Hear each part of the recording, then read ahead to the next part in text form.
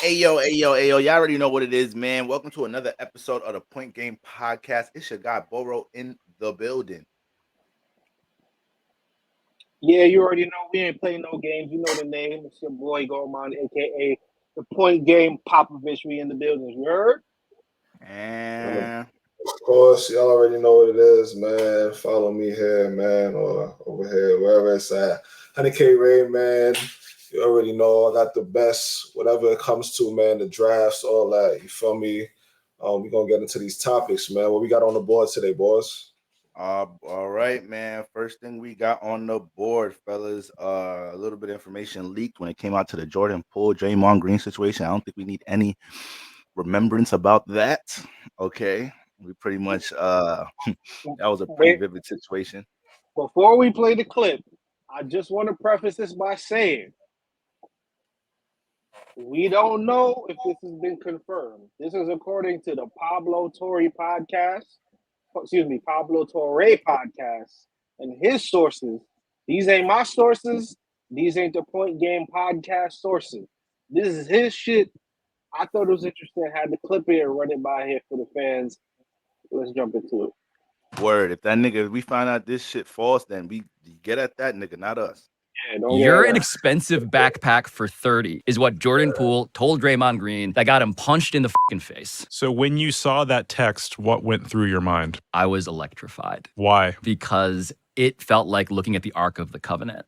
Oh, please. I'm not kidding. I'm an NBA fan. I'm somebody who makes a living based off of like following things down rabbit holes. And when I saw that, I realized two things. Number one, I cannot believe this has not been reported yet. And number two, holy shit. Now I know. It's a mystery. It's an active mystery that has never been articulated despite everybody gossiping about it, despite it changing literally the fortunes of a multi-billion-dollar business. This text, that line, those words, you're an expensive backpack for 30, is what we now believe is explosive enough to be the thing that set off Draymond Green. How long after reading that text, in matters of seconds, minutes, hours, did it occur to you that I think I'm going to do a podcast about this? 0.0001 seconds. Hey man, let me before y'all react. If this is true, if he really told Draymond, nigga, Steph been carrying your rich ass for your whole career, was he justified for putting hands on this man?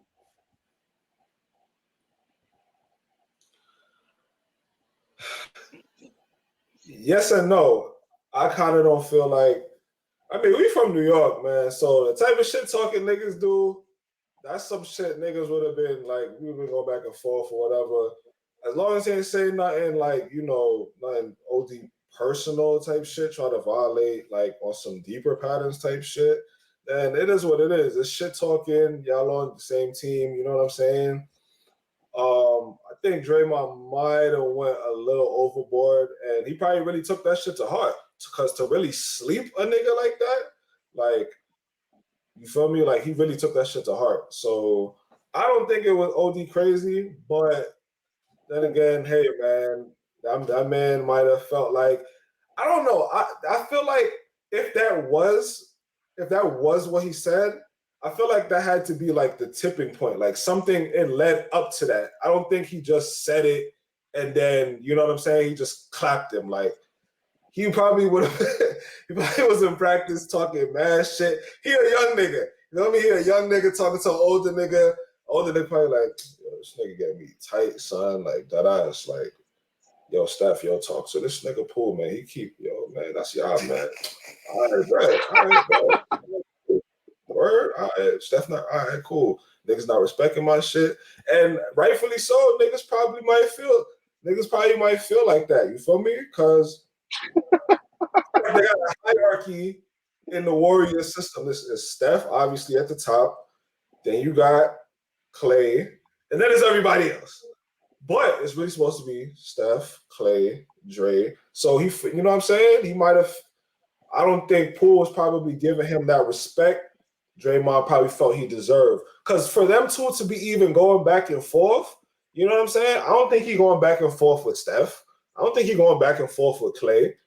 You feel me?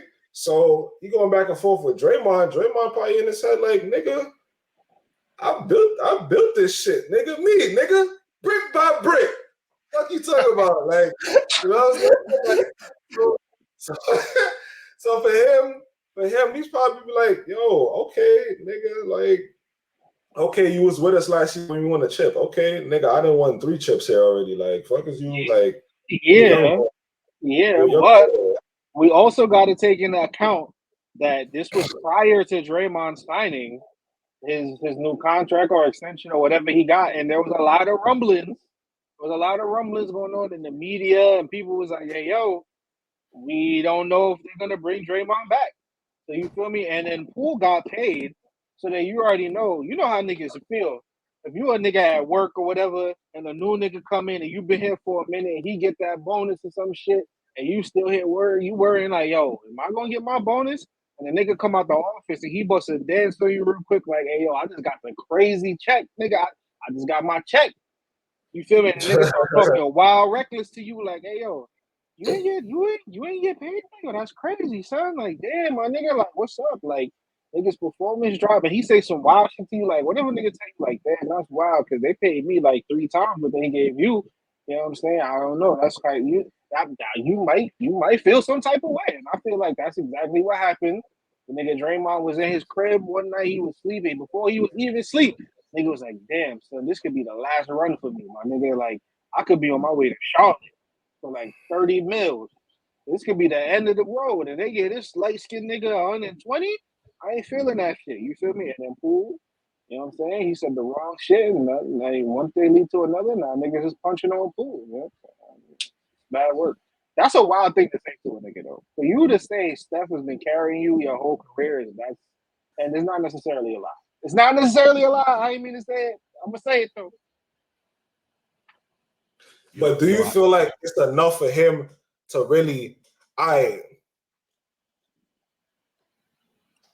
do you feel like it's enough for him to really like put him out? Like he punched he punched that nigga like, yo, we ain't like, nigga, what?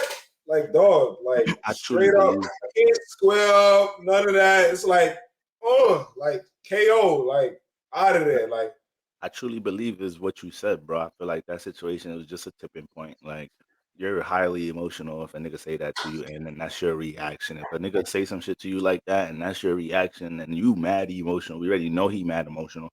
But I think it was a tipping point type of thing. Like, and if I'm not mistaken, I believe Draymond Green made up to 100 million before he got re-signed already in his career. He's wealthy, accolades out the ass of the Warriors. You Hall of shouldn't. Fame. You Hall of Fame candidate. I feel like you should be way more mature to allow this newcomer's, expression in some type of way to make you feel little and small. Like there's nothing Poole could really say to you to like underestimate your value. I understand the situation about Draymond, him getting that, bonus before Draymond got paid. But at the end of the day, it's like, bro, it's not like you never got paid. And bro, you know your value, bro. The whole world says the Warriors wouldn't be the Warriors without you. We say that all the time. We know that. So it's like, I think he was just being highly emotional, but there's definitely was some turmoil. It definitely was some turmoil before that. Like it is. yeah, had to be. That's a fact. That's a fact. Like I'm thinking when that whole shit dropped, I'm thinking he violated. I thought he invited him to the Frank stand. I thought he called him, called him out his name for real. I mean, I ain't gonna lie, that's disrespectful. Like, and I ain't gonna lie, somebody like if somebody I already don't like comes out their face and say something like expresses something of dislike to me, I feel that. But boy, I'm wealthy, bro. I'll be a backpack with Steph Curry on my career. If that's how I gotta get rich, that's this my mindset. I don't know. If that's how I gotta get rich, setting screens and getting this guy the ball, if that's how I could eat and feed my family for the rest of my career, I can get to the Hall of Fame doing that, playing defenses. Like to me, Draymond is way more valuable to the Warriors than Poole. He's way more valuable to the Warriors than Poole. They just got rid of Poole. So check it out. You're not wrong though. You're not wrong, but check it out. Keep in mind, nigga get a little insecure when you in the playoffs, and this nigga getting 30 minutes a game all of a sudden. And now he dropping like 22, 23 a game. You like, hold on, what the fuck going on here? Like, This nigga, what's going on?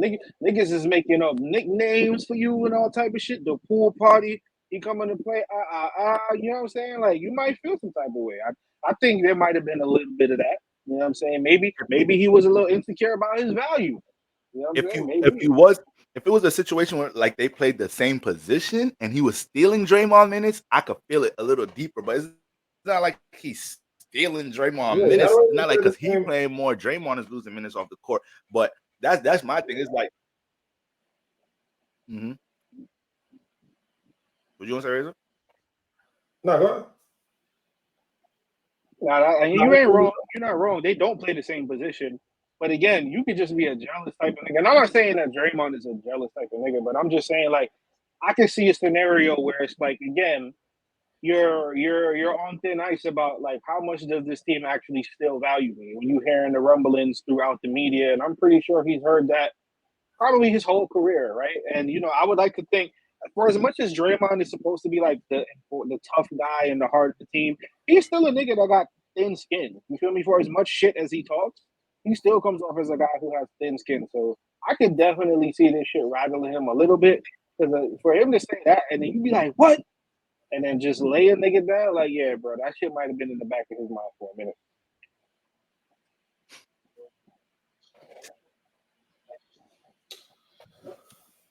Yeah. So that's what we got on that one right there, guys. All right. Draymond, keep your hands to yourself. On to our keep your hands to yourself. Nigga, Draymond gonna be punching out all the rookies. Relax, boy. You're gonna be punching out all the rookies this year. Shit. That's his hazing. You gotta get punched by. That's rookie hazing. You gotta get punched by Draymond to get down, boy. That shit crazy. And Draymond is a all right, guys. Nigga. So let's talk a little bit. Right. So let's talk about the future of the Blazers, man. A lot going on with this organization, man. Damian Lillard's departure it's a new day in Portland, man. New era. I'm kind of excited for them. It's definitely.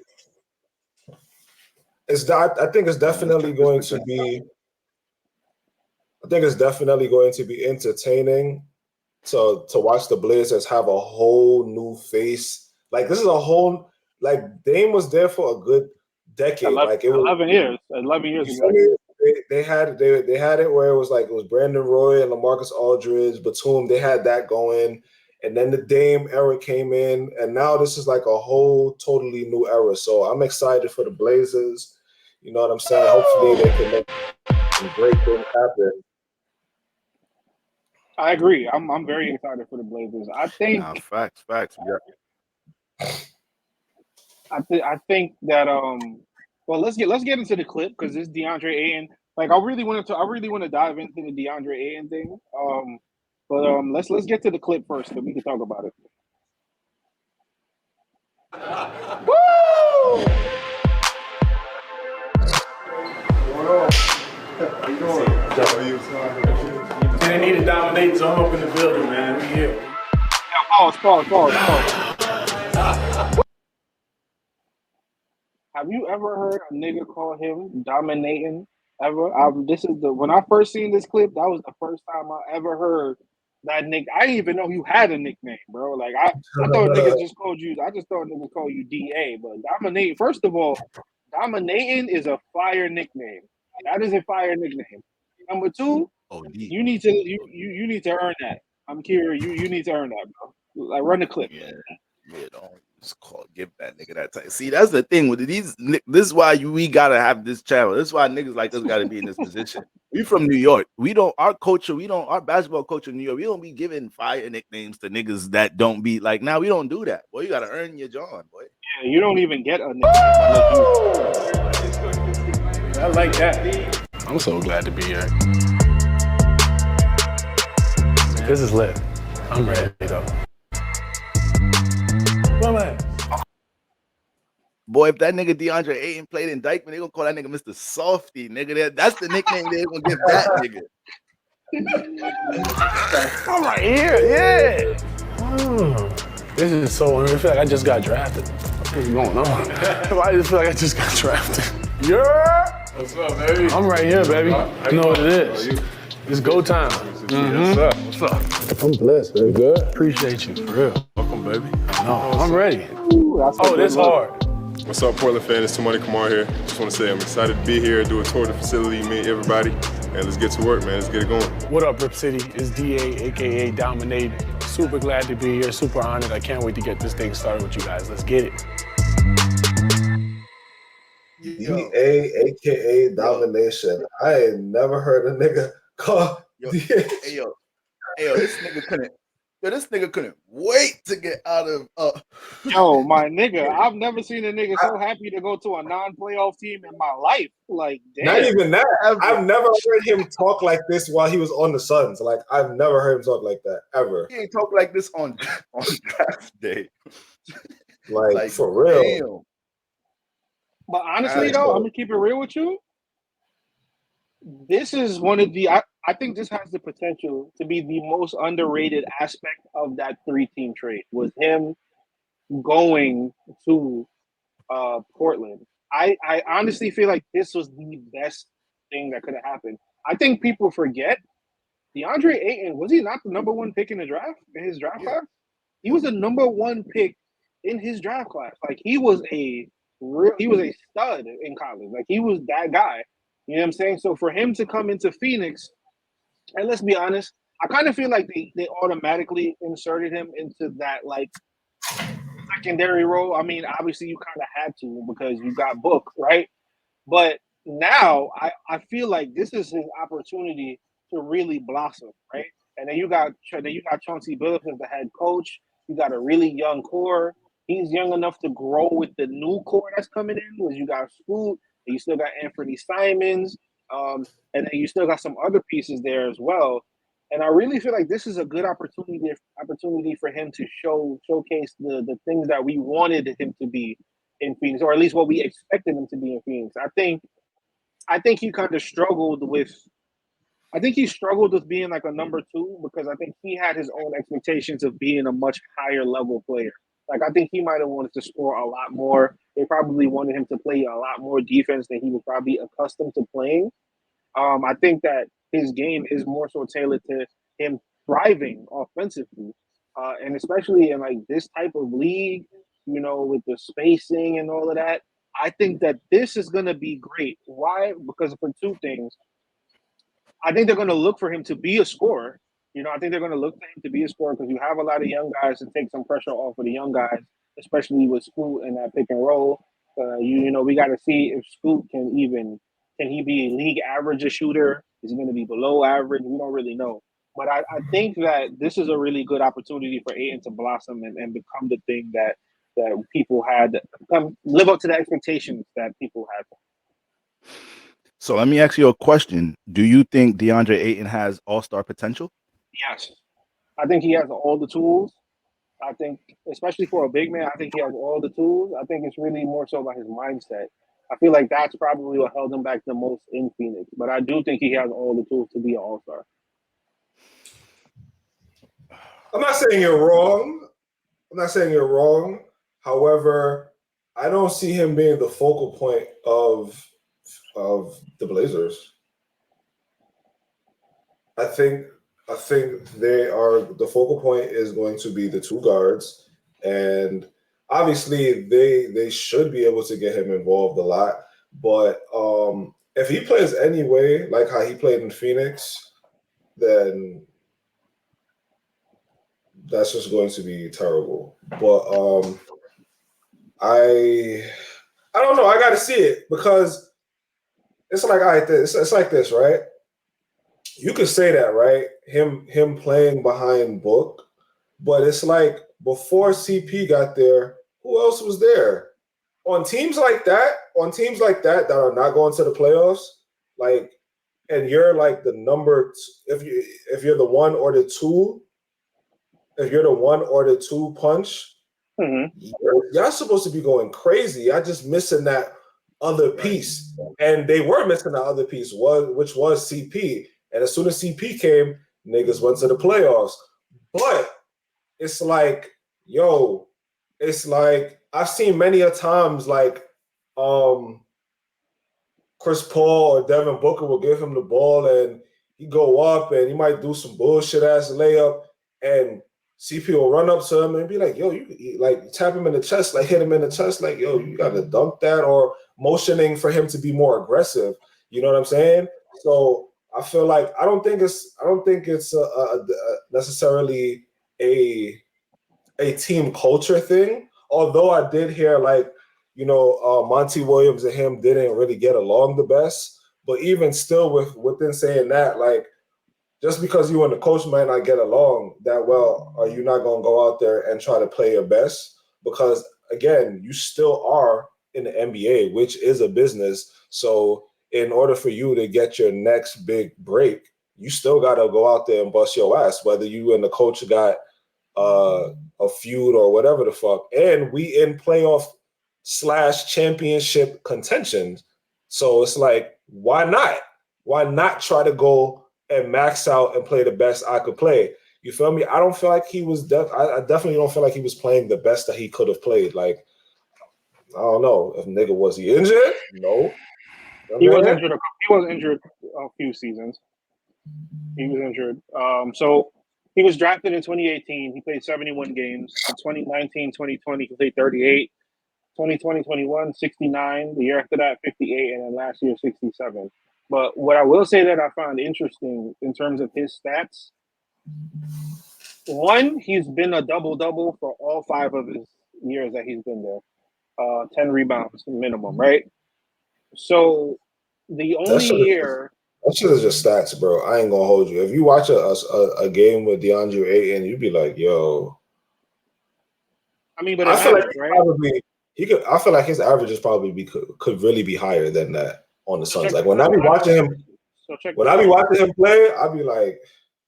So check this out. In 32 minutes, the highest amount of field goals that he's taken was 15, and that was in 2019, 2020. 2019-2020, and that was 38 games played. I believe that's the COVID season. He averaged 18. The year after that, he took 10 shots a game.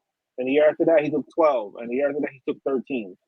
So he hasn't really taken a lot of shots for somebody who was drafted that high. I don't think 13 shots is a lot of shots for that to be the maximum amount of shots that you're taking. Again, you're playing behind Book, and then KD comes in. No, excuse me, not KD. You're playing behind Book, and then Chris Paul comes in, and then you got KD. So naturally, your shots are going to go down. So I feel like it would go up. He took the year that he took the most amount of shots. That was just when it was him and Book, or CP was there. So that's 2019, 2020. Let me see. That was 2019. That's COVID. That's the COVID year. I believe that's the COVID. Yeah, that was just him and Book. So, I mean, COVID year was about like 2 years. I ain't gonna front. Not necessarily bubble, but So between, it was the leading scorers for the team during that year was Book at 26, who was taking 18 shots. Kelly Oubre, who averaged 19, he was taking 15 shots, and then DeAndre Ayton was taking 15 shots, and he also averaged 18 points. So my thinking is, and Book is averaging how much, taking how many more shots? Book was averaging 26 points a game, and he was taking 18 shots. He was taking about three more shots than Ayton. So that's the thing. He's taking 3 more shots, even and we do know he's shooting more threes too. But Ayton didn't even average 1 3. Book was averaging 6. But it's like Book is taking 3 more shots and he's averaging close to 30. You're averaging under 20, taking 3 less shots. I think when it comes to threes, though. Yeah, with no threes, but when you look at Phoenix Suns gameplay, when you look at DeAndre Ayton's gameplay, I believe a lot of the attempts may not have revolved around just who was on the team. I think it was a lot about him asserting his dominance. Like, I don't see DeAndre Ayton being in the timeout like, yo, he just went 3 plays. Y'all see who's guarding me. Get me in there, bro. Right. Come on, y'all. Right. Okay, I don't disagree. So here's why I disagree. During Ayton's tenure, there was a couple different things that happened, right? So like I said, 2019, 2020 was the year that he took the most shots, right? That was when he was taking 15 shots a game. The Okay. year after that, Mikal Bridges emerges. Mikal Bridges is now taking 9 shots. Book is taking 19 shots. Chris Paul's taking 12, 13 shots. And now DeAndre Ayton is now down to 10 shots a game, right? The year after that. Can I go right? Please, can I just stop you right there? Sure. I think you have to see the flaw in that right there. You came in as this center number 1 pick, right? Mm-hmm. That's getting thrown right into the fire, getting fed. How does Mikal Bridges start to become a higher option? This nigga's a 3. He's coming in for defense. They're not even looking at Mikal Bridges from an offensive point of view when they're drafting him. They're looking at his defensive potential. How does his offense start to incline more than yours? And you're supposed to be one of our main options in that little time. I think that's an issue. Like, that's him asserting his dominance. Like, how Mikal Bridges get more shots than me? Like, it shouldn't even make sense that he's shooting more than me if I'm doing what I'm supposed to be doing. But I just wanted to add that in there. But go ahead. So my thinking is he's a wing player. They like to spread the floor.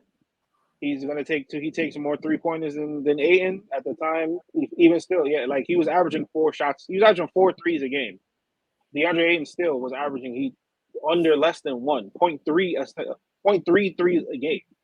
So and again, this kind of goes back to my whole conversation that we had about the conversation that I had about shooting. People who have the ability to shoot, they're always going to be inclined to get the ball into the hands of the guys who are going to shoot or who can shoot, especially if you can spread the floor. Mikal Bridges is a 2-way player. You know what I'm saying? Like, so he's shooting 4 threes a game. Then you got Chris Paul and you got Book. Niggas is going to shoot 3, so they're going to get you the ball. You feel me? I feel like we've seen that many times. Like, the big man's offense is not what niggas is inclined to run it through. You know what I'm saying? Like, that's just not how the modern NBA operates. Right. So but you see what when Razor made his point about like Chris Paul motioning to DeAndre Ayton, like, yo, bro, be more aggressive.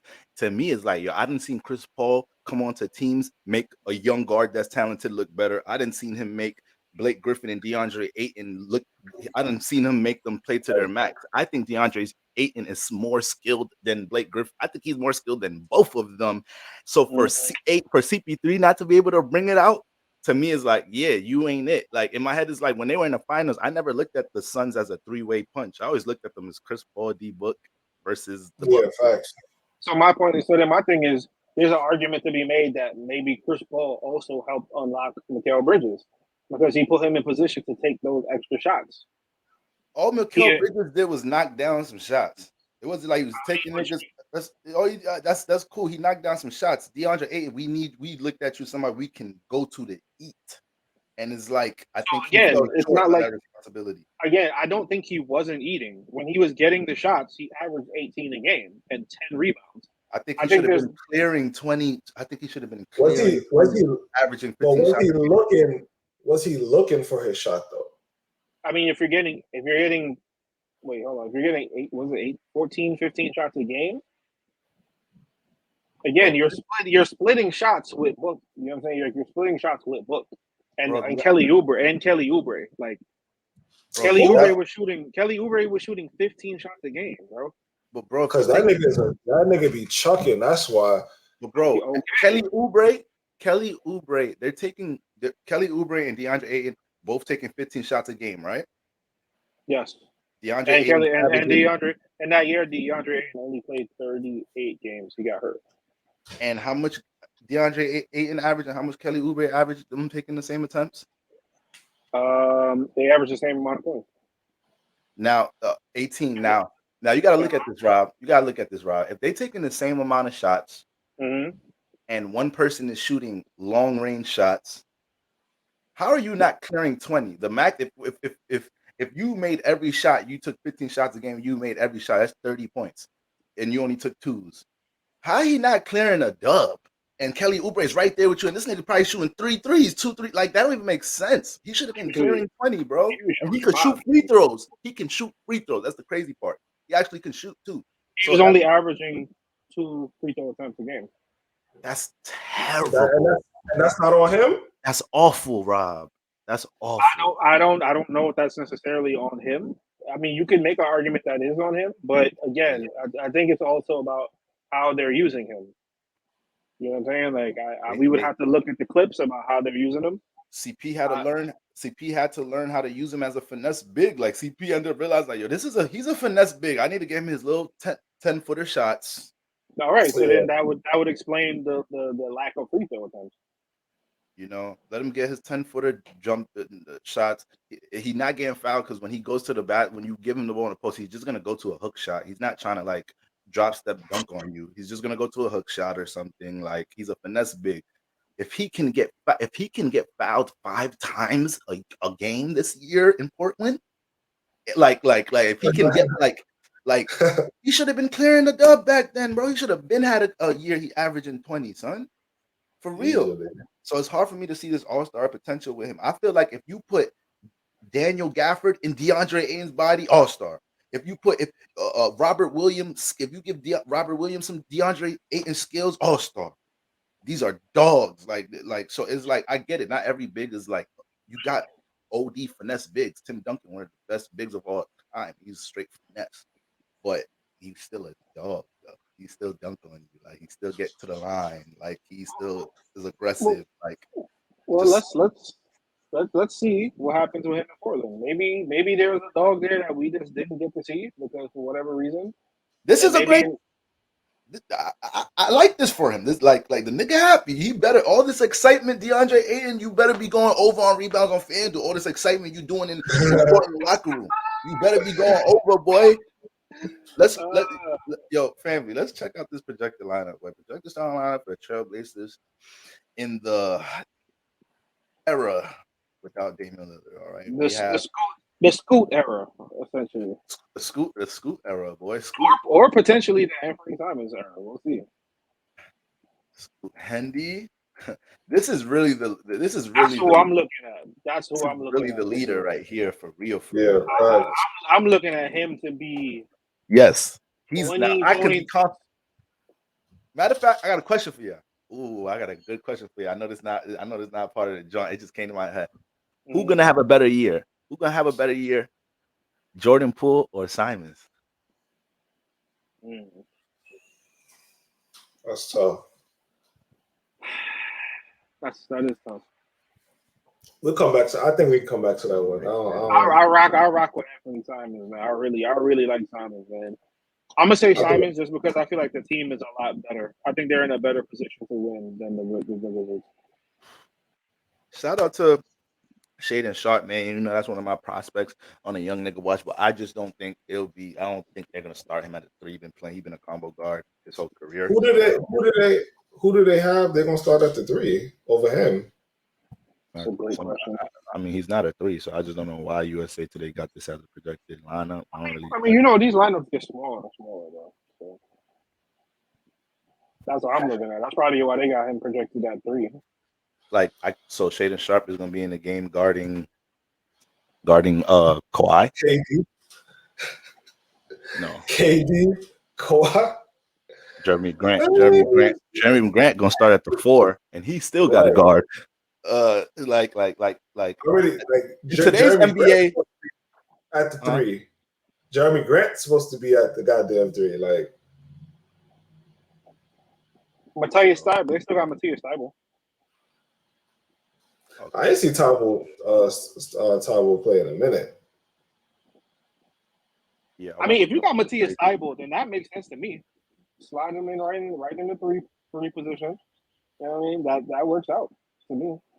See what I'm saying? Like a lot of websites haven't updated their rosters yet for whatever reason. Yeah. Tybull, he's gonna have to start at that 3, and they're the same height.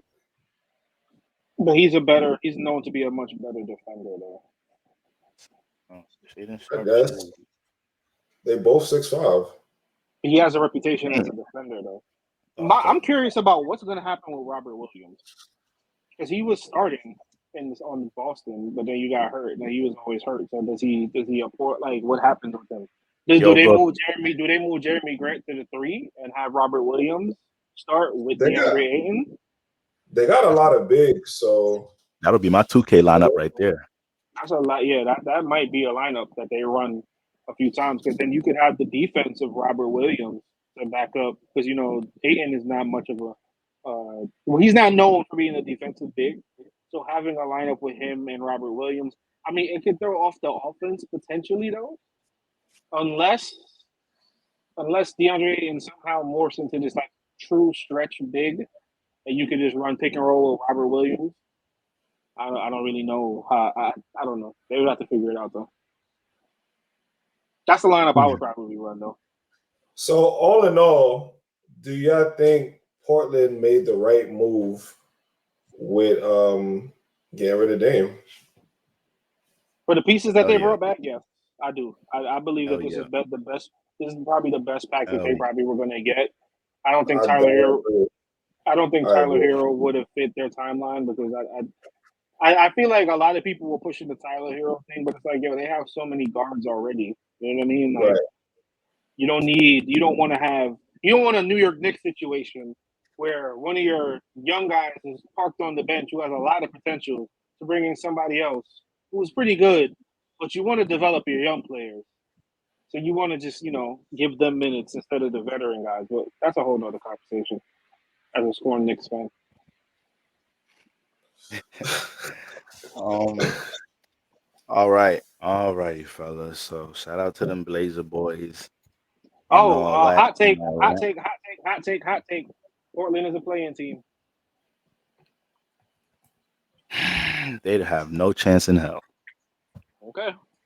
Damn, I that's tough. No You gotta chance. play, bro. Playing, bro. Bro? In my head, the 10 playing spot. teams in the West 10 this year spot. is. In my head, the Warriors might be a playing team this year. In my head, like you got OKC Pelicans play. Who's Blazers gonna beat in these playoff games? Like in the play-in, like with is even the niggas that's not gonna make the playoffs in the West. It's the West, y'all. Y'all know them. I don't Yo, think they're gonna make the playoffs. I think they're gonna make the play in though. Like they might be 10th spot. It wouldn't be. I don't think it would be that crazy for them to be. That might very well be realistic. 10th spot, because yeah. I don't see another higher. I think could they be better than the Spurs? Yeah. Oh yeah, yeah. I can see that. Only person we watching on the Spurs is Wembanyama, man. So Hello, and my son Devin Vassell. Shout out Devin Vassell. He just signed his extension. I rock with him. Bro, they got them Spurs. They got Shocking. Keldon Johnson, Devin Vassell, and Wembanyama. That three right there that could get a little crazy, bro. I ain't gonna lie, they gonna have some more. I'm going. They're gonna be on my FanDuel archive for sure this year. Niggas already Plus 10 compiling at their home. picks. They compiling picks already, folks. We compiling the picks already, folks. Stay tuned for that pick segment. It's coming. It's coming. Y'all already know, man. Calling it now, But- man. Celtics, if they don't meet in the semifinals, it's gonna be. I'm saying it's either gonna be Celtics and Bucks. I think the top four teams right now is gonna be Celtics, Bucks, Knicks, and the Cavs in the East. That's it right there. I think that's the top four teams, man. Well, with speaking of that, the Celtics doing the unthinkable, because I ain't see this coming. But hey man, they got the right piece. Holiday, great piece, great addition. That's the crazy thing. When they were saying like some destination, this, that, and the third, I'm like, nah, he can't go to Boston. That's OD. Like, That's what I was thinking. Like, I wasn't thinking they was about to move Brogdon and Robert Williams too. But then again, it's like I didn't know if they trusted. I mean, obviously they signed Porzingis to really come in and improve that position. But I didn't think they was gonna move this nigga Robert Williams. I'm like, damn, son, the niggas is clearing house like that. They're like, they don't give a fuck. They got rid of Marcus ass too. Like, they don't give a fuck this year. So to piggyback off what you're saying, I was playing with some trades in the ESPN trade machine for Jrue Holiday, and Boston was one of the teams that came up. The two available trades that they could have made both involved Malcolm Brogdon, but it was either Robert Williams or Al Horford. Those are the only two guys that would have made the money make sense, right? There was some other trades that like involved Peyton Pritchard, but I already knew they weren't giving up two wing guys, right? I'm There's a part of me that's a little surprised that they gave up Robert Williams. I understand the injury history, right? But I was still kind of surprised because I'm like, that defensive, that I rim feel like they protection. get. I feel like Robert Williams gives them that edge on defense. Like you got that dog in him. Like you know what I'm saying. But I think that they're relying on Porzingis' ability to protect the rim. That's a lot of confidence they having right now, bro. Yeah, That's what I'm saying. They putting a lot.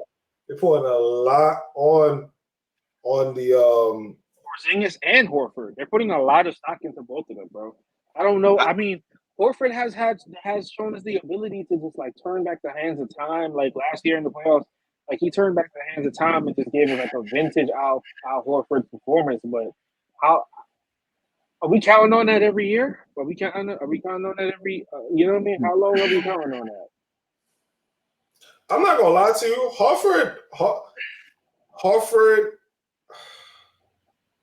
he stretches the floor, man. I ain't gonna lie. That three points is better than two, man. And it's like, so I don't know. Their so their defense was not to say it was bad last year, but their mindset shifted a little bit with Joe Mazzulla. Like his game plan is a lot different from Ime Udoka. So they might not be looking at the schemes as so much as from a defensive end. You know what I'm saying? I think I, I don't know, man. Like just watching them play, like for real last year, like they should have went all the way to the chip. I'm not gonna lie, but what do y'all feel like they were missing Their offense against? stalled a lot. Their offense stalled out a lot. Like they had a lot of times where the offense just didn't. It didn't look fluid. You know, it wasn't. I just didn't click the way that it should have. I don't think defense was really the problem for them. I think Right. their offense just wasn't super fluid. And who And knows? Maybe that's Jason Tatum be going missing some games, shit That's like that. this Fourth is quarter. why when we talk about these top 10 lists, I can't have Jason Tatum all the way in top five. There's been multiple environments you've been in to help close, to be the one like, yo, you got the roster that your team is playing the defense. You need them to play close the series, close. It's like he hasn't really did that yet. I give him props for getting to the finals. I just wanted to say about the Al Horford thing real quick. I'm not gonna lie. If to make the Drew Holiday trade possible, if I have to give up Robert Williams or Al Harford, I think you keep Robert Williams if you're looking more towards building for the future. But if they're in win now mode, Al Harford stretches the floor. There's a lot of confidence they have in KP, but the potential of what they have could be OD. You OD, OD. and it's like you're bringing in Drew Holiday that you could say is potentially might be better than Marcus Smart defensively, and we know he's better offensively. So it's like maybe that dynamic kind of like doesn't make it, doesn't bring as much lack as we think losing Robert Williams, even though that's the backcourt defensive end. But Mm-hmm. the tools they still lengthy, they still wiry. Mm-hmm. So So KP, you better be man. I'm gonna make a comparison. Now, I don't want people to lose their shit. This is not me saying that this is what that is. What I'm This saying yo is chat. This is this how is you know it's gonna be crazy. Chat. What he about to say. this is a comparison for the sake of comparison. Not making a. I'm not saying that this is equal, but this kind of reminds me of that Bulls '90s team when they got Ron Harper. So Ron Harper, Jordan, Pippen, as far as playing defense on the wing, when you got three guys who can really play defense on the wing, it get like that can be like a real problem. Yeah. I didn't know Ron Harper was that much of a defensive guard, so I can see the comparison in that edge. Tatum and Jalen Brown, they should be. they should be causing a lot of havoc on the defensive end, man. Y'all young as hell. Y'all have the tools. So, you know, but who's the big off the bench? You don't have Grant Williams. You don't have Robert Williams. That's a good question. They got Gallo. Gallo don't play. Gallo never plays. He's always hurt. He's not a defensive player. He's a shooter. Do they still have Reggie? Theus? Tice? No, They don't have Tice anymore. I don't think so. I mean, not that Tice was a defensive stopper. They got I think did they get rid of Cornette, Luke Cornette? No, they still have Luke Cornette. Okay, so they got Cornette. They got O'Shea Brissett. I like O'Shea. He's a guard, but I like him. He was on the Indiana team last year. I like O'Shea Brissett. I mean, they got him at the 4 spot. He's 6'7", so. Oh, they still have Sam Hauser. He can he's play like some. 3. So he's a 3-4. Mm-hmm. Yeah, they don't have no legit fives. They don't have no legit fives. Luke Cornette is 7'2". They still have Luke Cornette. Yeah, he going. Come on, boy, he going through. Oh, Wenyen Gabriel. What is Wenyen Gabriel? Wasn't he on the Lakers? Facts. Yeah, they just signed him. Who's this? A rookie? No, he's 26 years old. I think Wenyen Gabriel is going to get that. He's going to get some of those backup center minutes. You know, you can run your 4 at center now, so it's like depending on who you're playing, I think they should be all right as far as. Got Blake Griffin. They don't play Blake Griffin at the 5, so. I don't think so. Yeah, probably. I would go with Wenyen Gabriel. You got to think. Even though you got to think about it. You got to think about it. It's 2023 NBA, so you could be playing teams where they have a small lineup with a 5, and then the minutes that KP comes out, it's probably another small 5 or a small lineup coming off the bench for that team. So you could do different schemes with Blake, get in there in a 5 or whatever. So it is manageable, it's doable. Like the fact that Robert Williams they gave him up kind of shows me that in their head they're like, nigga, we'll be all right. It's 2020. Yeah, like, I agree. Yeah, facts. You might have a lot of lineups where Al Horford and KP are not in the game at the same time, and Tatum is at the 4. So it might just be lineups with. I'm not gonna lie. You might find it. You might not, but I think you will though. Having that 4 and that 5 spot, having 2 niggas that's able to shoot threes, that's very dangerous. Like very dangerous. Like because all 3 of their guards can get to the basket and they can kick out. All 5 positions can shoot threes. And Tatum that's rebounds. Crazy. Tatum rebounds too. I give him that. He be rebounding. Okay. So KP, that could be Brown. But then Holiday, Derek White. Ooh, that could be a little death lineup right there. I forgot about Derek White, bro. That's 4 guys who can death really, lineup.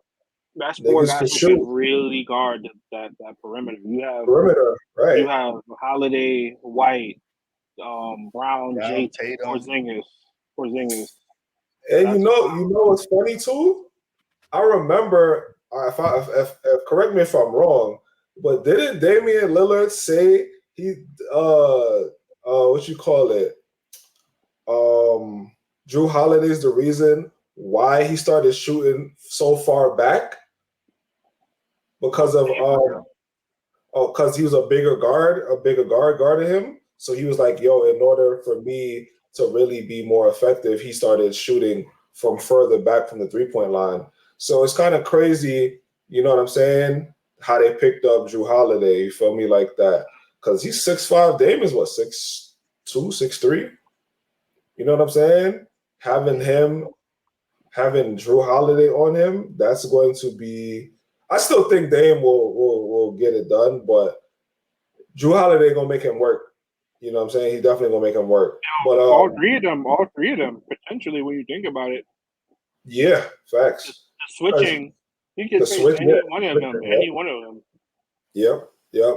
That's my 2K lineup, y'all. You know what I'm saying? I put that nigga Jason Tatum at the 1. You feel me? Be fucking niggas up. I lost last night though. It's all good. But you know what I'm saying? I was type tired.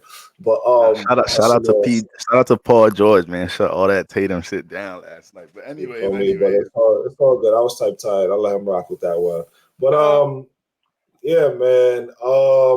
But I think this is definitely great for the Celtics, man. I think they was definitely one of the teams from the free agent period and pretty much off season. I feel like they was definitely one of the winners, like going into the season. Like they definitely definitely on the right path. Like I said, if they don't meet in the semis and they meet in the conference, it's definitely going to be Bucks and Celtics. And for some reason, I think the Knicks is really gonna have a good season, just because like Philly, we already know the shit going on with them. You feel me? Harden on that bullshit. By the way, the nigga ain't show up to media day, which is crazy. We gonna get into that. That's crazy. But also, Donovan Mitchell, he's not even he ain't signed the extension. So there kind of got to be some turmoil in the locker room. You know what I'm saying with him, like you know what I'm saying. He doesn't really want to be there. So it's like I feel like all of that plays into the chemistry of the team, and when they go out there, obviously Donovan Mitchell, he a hooper, he gonna hoop. But I'm just saying, like I feel like that could give the Knicks an edge in the season, like and other teams as well. But I feel like Knicks. I'm only saying Knicks because they, you know what I'm saying, they had a potential chance of going to the conference finals last year. So, and I don't think Miami's going to be in the same spot they was in last year. So let me ask y'all a question this right now. If Boston and Milwaukee meet in the Eastern Conference Finals, who y'all picking? And then how many games?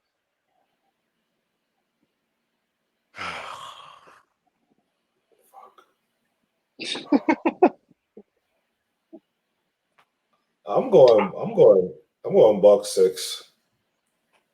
Yeah. Bucks 6. I really want to say Boston gonna come through.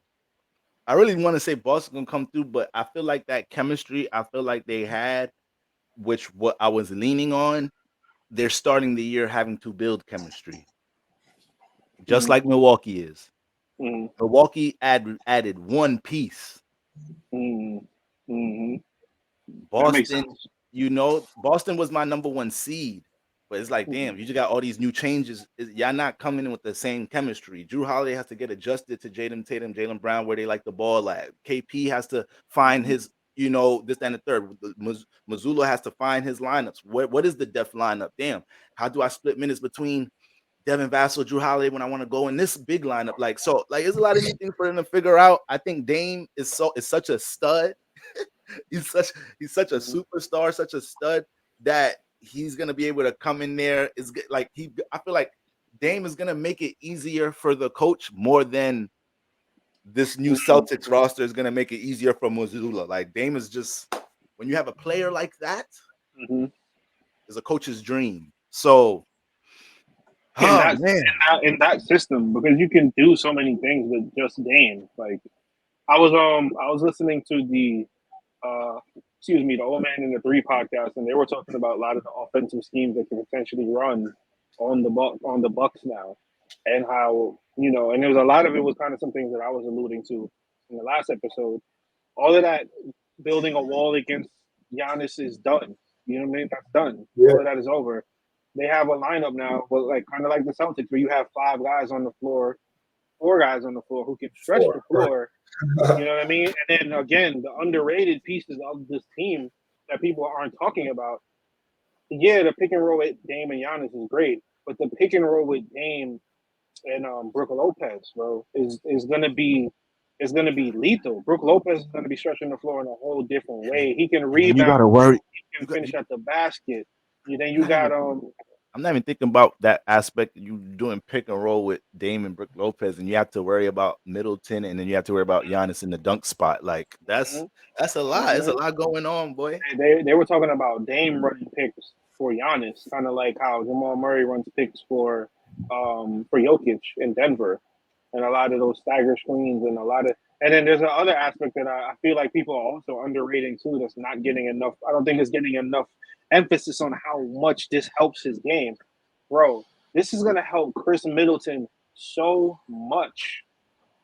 He scores so easily already, and this game is so smooth.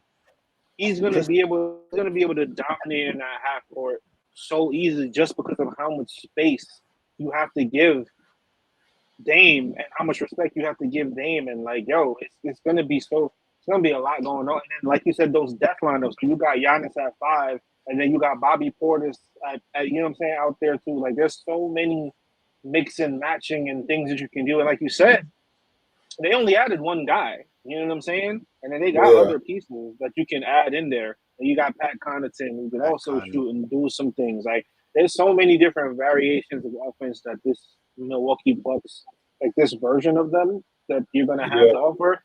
And then the equalizer down the stretch. We know Dame when he hit that wrist, when that wristwatch go off, it's going like it's.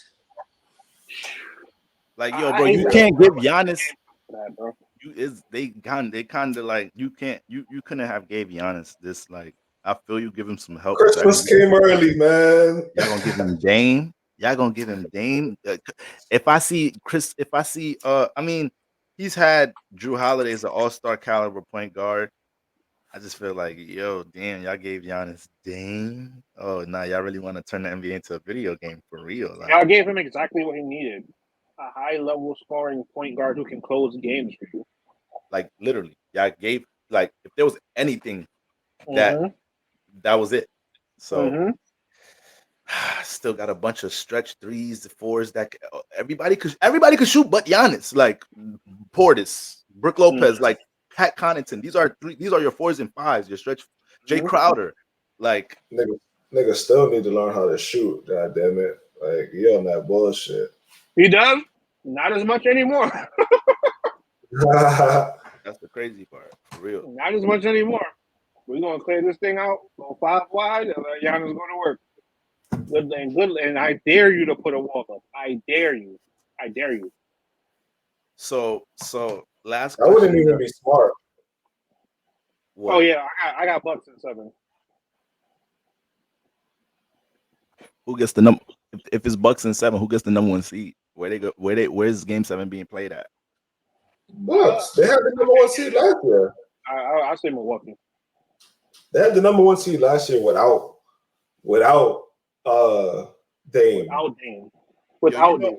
You know how like sometimes teams be like is a big trade or something sometimes, and it's like the team and they have like their beginning of the season woes and whatnot, like, and then I think this is gonna be on some KD Warriors, like it from first tip off is up, like it's up. Nah, like, I don't think it's gonna be that. I don't think it's gonna be that. It very well could be that, bro. It could be a lot of Giannis getting the rebound and we running the break, and Dame is on one wing, Middleton is on the other wing, Brook Lopez run to the corner. How you stopping that, bro? It's gonna be up. How you gonna stop that, bro? It's gonna be up from the beginning. Yeah, like, it's not a. This is not even like a young premier guard. Like, oh, Bucks just got shy. This is prime Dame. You got prime, prime, like, bro. That's it.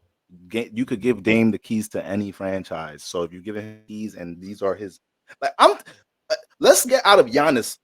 I feel like we're really in Giannis' shoes, y'all. Let's get into Dame's shoes right now. What he's coming into, like compare the teams. Compare his rosters to this. I haven't had a all-star superstar I played with since LaMarcus Aldridge, and he was already on his way out.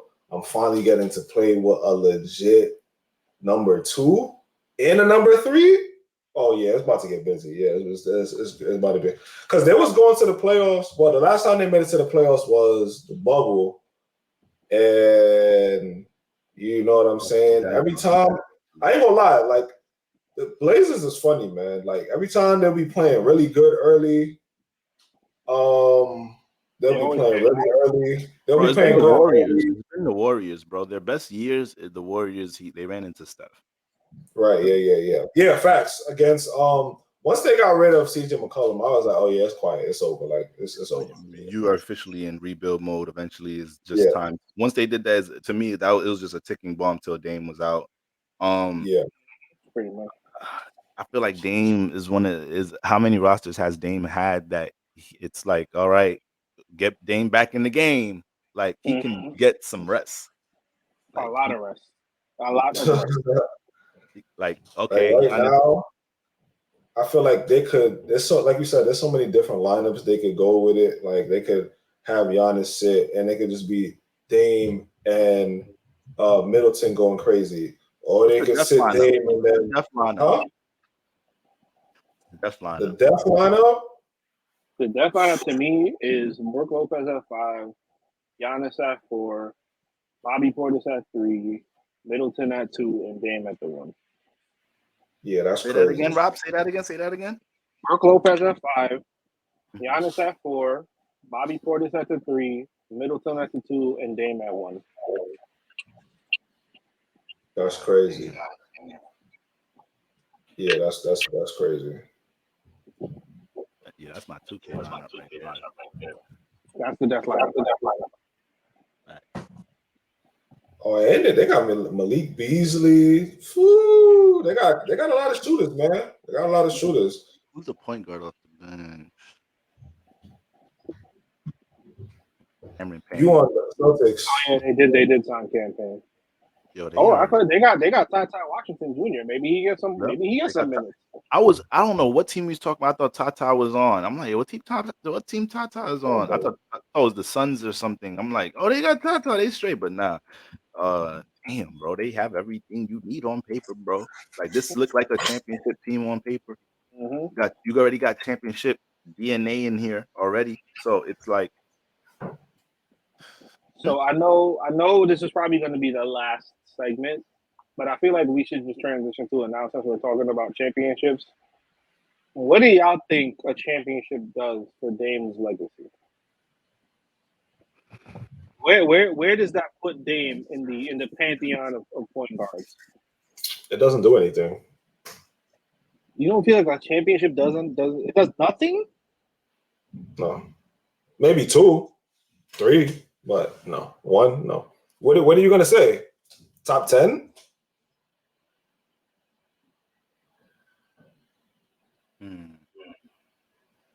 if Dame wins the chip, Top 5? He's not top 5. it's a lot of. I think there's a number of nasty point guards that didn't win a chip. So it's like, How high up the rankings does he go, and where is he at now before he wins this ring of all right, time? I already Like, got him ahead of these point guards already. So it's You know, like, where does he rank right now on the top 25 point guards? You feel me? Like where, like, you know what I'm saying? Like Kyrie, I don't know. I think Dame is top 15 to top 20 point guards of all time. That's Yeah. crazy. Yeah. You got Dame top 20. Yeah. I gotta Bro, see Dame, the top 20. I ain't gonna Dame lie. is Dame, bro. You gotta really think about, bro. You gotta really